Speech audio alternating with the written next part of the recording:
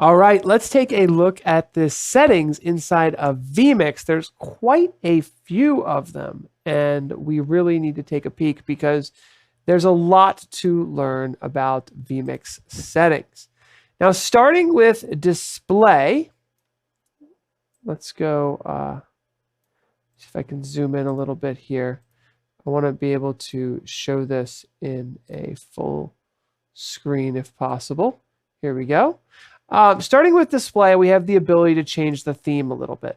Almost everybody kind of goes with this default charcoal theme, but you can change quite a lot of the colors, including the preview and output colors. I never have touched those though in my life. I just kind of leave it, all of that the same, because it looks nice and it's just kind of the standard that everyone follows, and it's what you'll see in all the tutorials in this online course as well.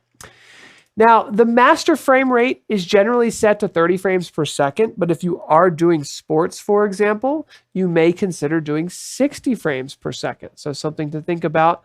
You would want to set everything in your production to the same frame rate. So if your cameras are 30 frames, your production should be 30 frames. You can also set your output up to 4K and beyond, and you can set the aspect ratio. Now, these two full screen options are to tell vMix what display you want the full screen video to output to. I have 4 options. I have a graphics card with 4 video outputs. And I'm telling vMix that if I click full screen 1, it will take up display 3.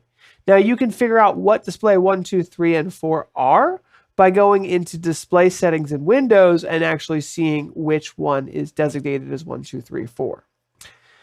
Now, there's an input size here that actually changes the size of the inputs that we've been looking at in vMix, the preview and output. So you can kind of change your layout a little bit in this display area.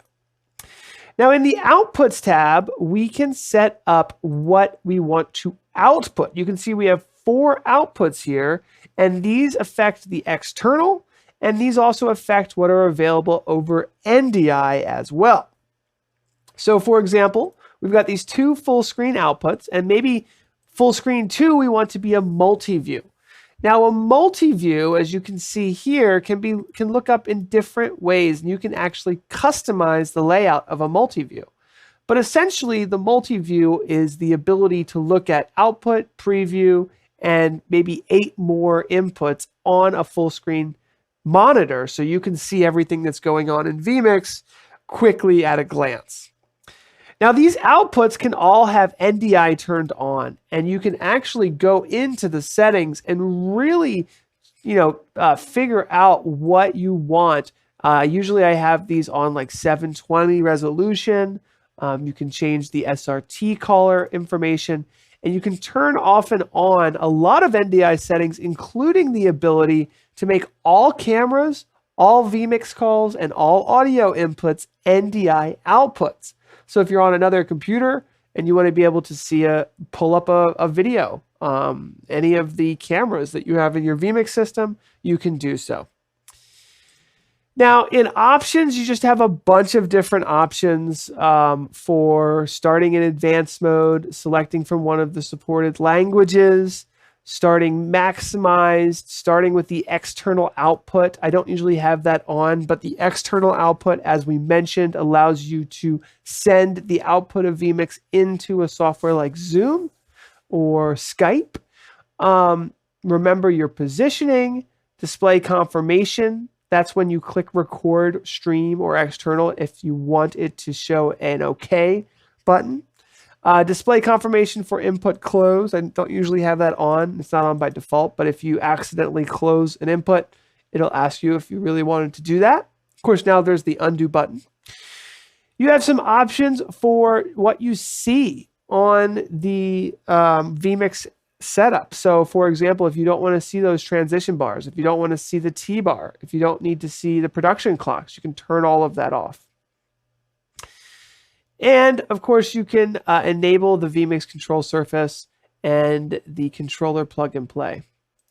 Now, under performance, this is something that everyone should know about. This is where you can enable your NVIDIA graphics card and enable low latency capture in high performance mode. I can't tell you how many times someone said, oh, there's a second or a half a second of latency between my camera sources and the projectors or televisions that I'm seeing them on. Well, enable low latency capture, and that will help a lot. Okay. Now, you have some different output and display methods that are here, including the ability to show GPU and CPU. Now, the decoders generally you don't need to touch or change, but this allows you to change the decoders that vMix is using. This is your default recording file name and type, along with the default recording folder and the memory buffer. These are the external output options. And those external options can have an audio delay, and you can choose to use the external renderer or the vMix video and streaming renderer, which is the default. Now, some of the defaults for audio allow you to automatically mix audio inputs when they come in, show the master audio meter in the main window, and show the audio meter next to the inputs. We can also have the fade to black to include fading audio as well. That's a handy feature, actually. And you can have a default audio delay. That's not a bad idea to have like 20 milliseconds as a default. Audio always comes in faster than video. Now, here's the audio output. So essentially, this is the master output. Like, let's say you have some speakers or something you want to output, and then there's the headphones that you're wearing. And then these are all of the 1, 2, 3, 4, 5, 6, 7 audio buses that you can separately send audio to. Now, the web controller is something that we're going to look at soon, but this essentially gives you a website address to go to where you can pull up full control of vMix. You can set a username and password here and lock it down so that only specific options are available.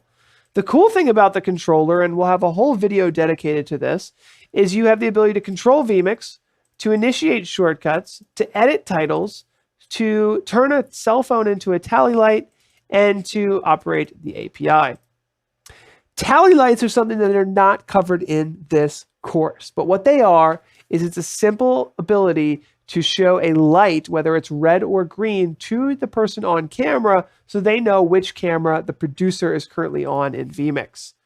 Shortcuts are available in the settings option, and we're going to go into those in more detail, but they're very simple, easy ways to turn a keyboard or an X keys or inputs, a MIDI controller, to call things and do things inside of vMix.